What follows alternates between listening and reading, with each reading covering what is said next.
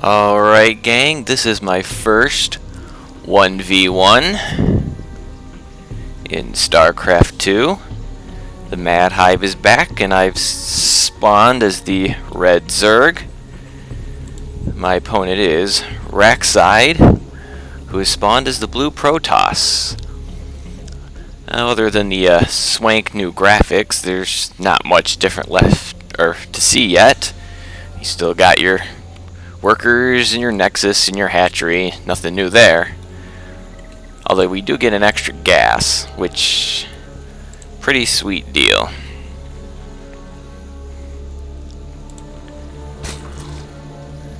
So we're just building up our economy now. Raxide's put down his first pylon. And apparently he's excited. I don't know if this is the game of the year, but hey, why not? As I question what on earth he's talking about, because I had no idea. Sending my overlord out to scout. Looks like I sent him in the right direction to start with, even though I didn't know where he was.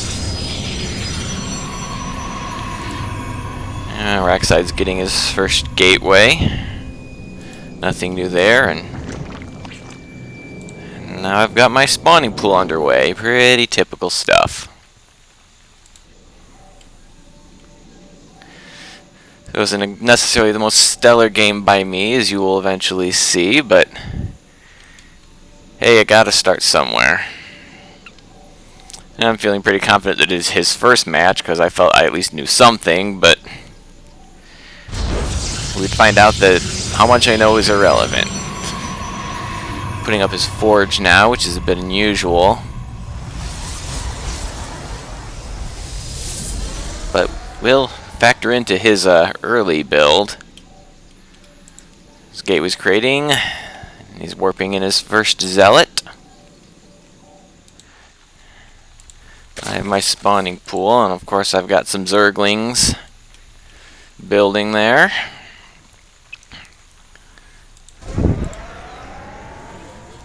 Well, the one thing to notice is he's not using this new ability, Chrono Boost, which will cause your buildings to either build units or research technology better. That is something you want to use as much as possible.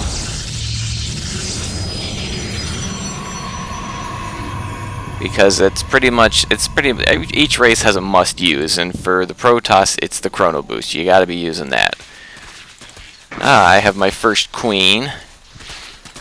New unit. And as you can see, she has just injected larvae into my hatchery, which once they hatch means I can have more than 3 larvae at a time. Which is, of course, the Zerg's must-use ability, is inject larvae. The queen, pretty there, can also, has a heal, and she can spawn creep tumors, which are the new creep colony. My opponent has put a pylon up here as expansion. I'm not sure why. Or rather, why it's in such a bad location. And my overlord's now found it and is kind of spying on his base.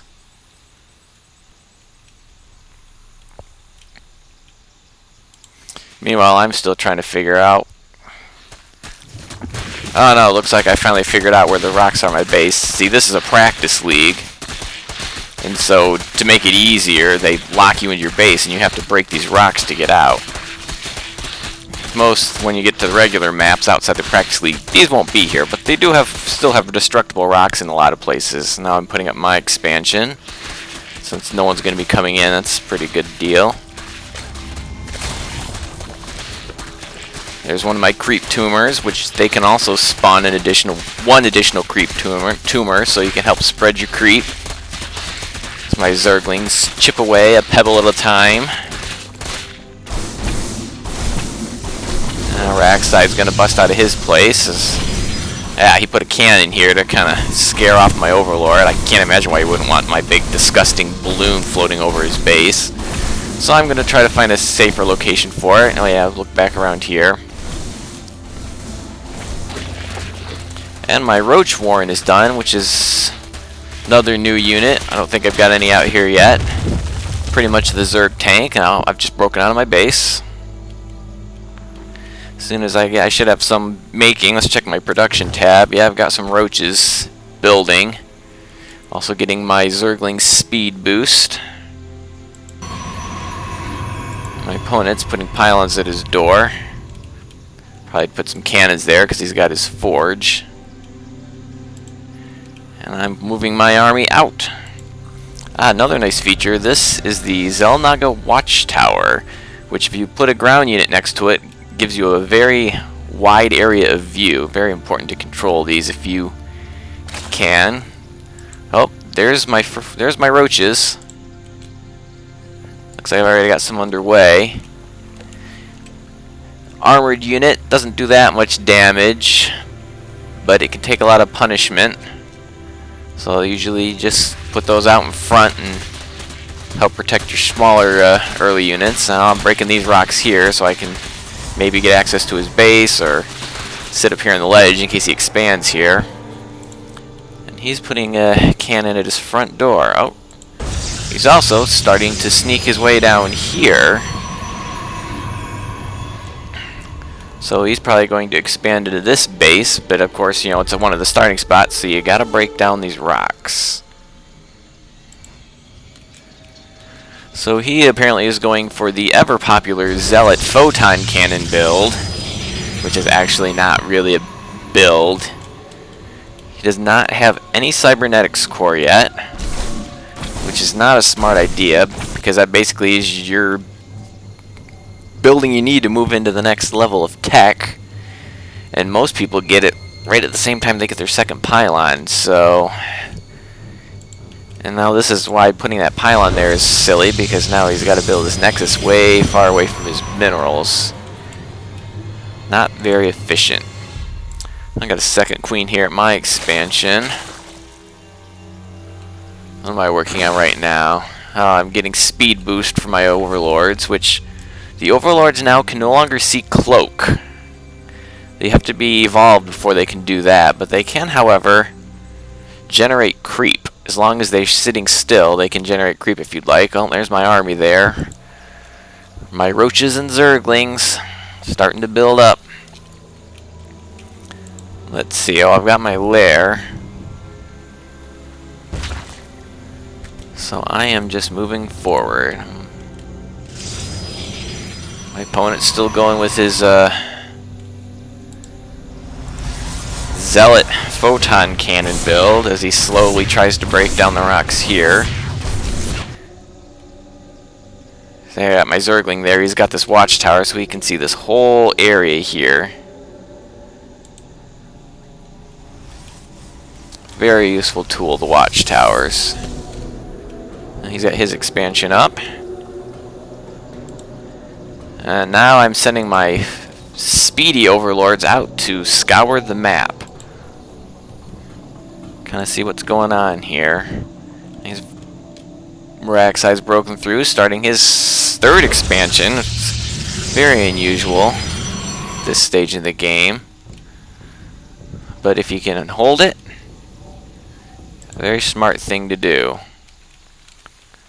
Now let's see, I should be having a... Yeah, there's my Hydralisk den. So I've got Hydralisks on the way, I'm sure. Yeah, production tab, I got 2 Hydralisks coming. And I'm putting up my Evo chamber to get them evolved and getting the range upgrade. Oh, there's my first Hydralisk. My personal favorite unit, as always. Oh, and my Overlord looks like it may have seen his base. And so here comes the army to take care of that. Now, if I'd been smart, I would have sent him here instead. And we'll find out why later. But no, I see this going down here and I won't have it. So I get my units ready. And in we go. First engagement has begun.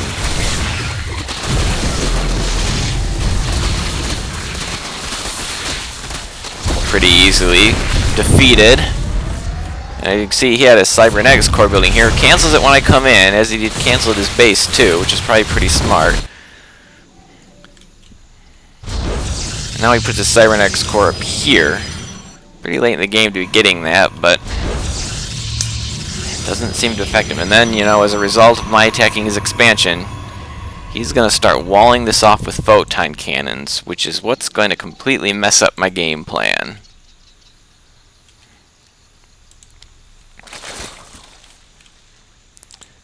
More units building. Oh.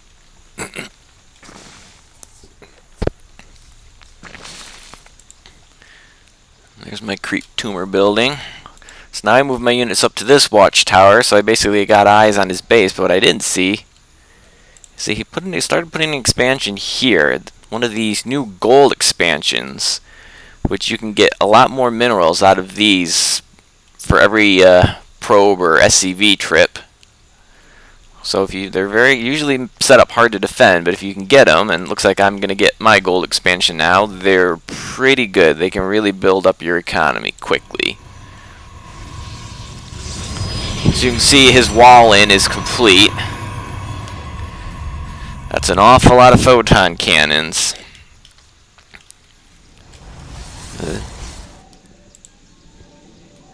Sadly, I had this overlord up here. I could have done so much. I could have dropped in here. I could have used the new Nidus network to get in here. But I didn't think of that.